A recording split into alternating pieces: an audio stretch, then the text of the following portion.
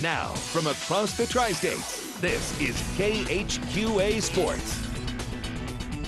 We are moving closer to the postseason for Iowa High School baseball and softball, as the softball playoffs will commence in our area on Tuesday, with baseball beginning this weekend. And speaking of softball, Keokuk and Fort Madison will meet in the first round on Thursday, meaning both teams were making their final tune-ups tonight. We will start with Keokuk, senior night for the Lady Chiefs tonight, and third baseman Allison Hughes and outfielder pitcher Chelsea Deo, the ones honored tonight, and they were actually making some really nice defensive plays. Top of the fourth, Keokuk leading 1-0. It's Deo, a great running catch. You'll see it right here to rob the base hit on the move in the outfield and reaches for it, gets it in the glove. That's good defense right there. Same inning, it's Miss Hughes handling the hot shot to third base, and she takes care of it over at first. A lot of good defense tonight as Keokuk leading this one at last check 1-0. That was game 2 of a doubleheader. In game 1, Keokuk gets the win 7-0. Fort Madison hosting Washington. Kaylin Featheringgill with a hot shot to short.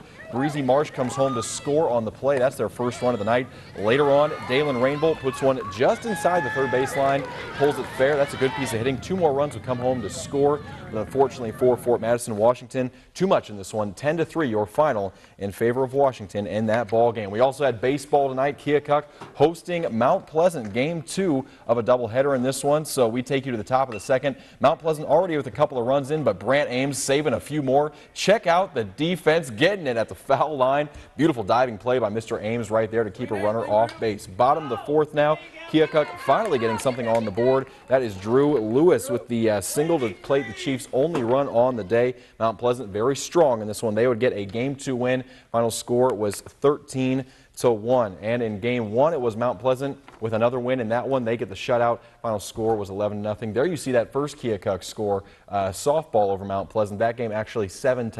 Keokuk does get that win. And again, in baseball, Mount Pleasant, beats Keokuk 11-0 in that first game of the action there. We also had the Prospect League tonight, both the Gems and the Cavemen on the road, and it was the Gems getting walked off by Springfield, the bottom dweller in the West Division. They lose tonight 6-5 as they now trail Danville by 1 game in the Prospect League West Division standings. So they lose that one 6-5 to Springfield. Also, though, better news for Hannibal as they get the win over Terre Haute tonight.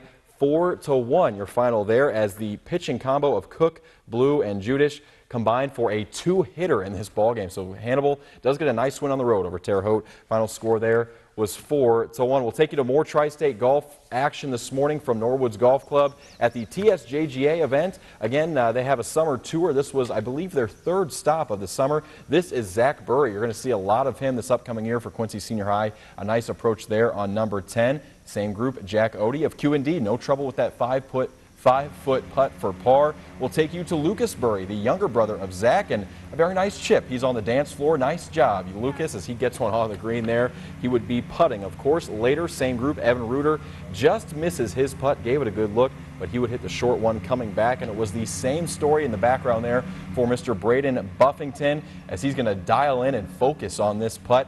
Gives it a good run and just misses, so he's going to come up and tap this one in, and oh, wait a minute, let me check the line, and okay, I like it now. So now he's going to tap in the putt. Good stuff there from Mr. Buffington on the 2-putt. Later, we'll take you to the ladies' side of things. Jade Thomas with a good effort from 15 feet. The green's a little wet today after some early morning rain, so some of these putts tough to read, but nice job by Miss Thomas right there. Later on 9, Dallas McKenzie hit a wonderful approach shot that left him that short putt for par.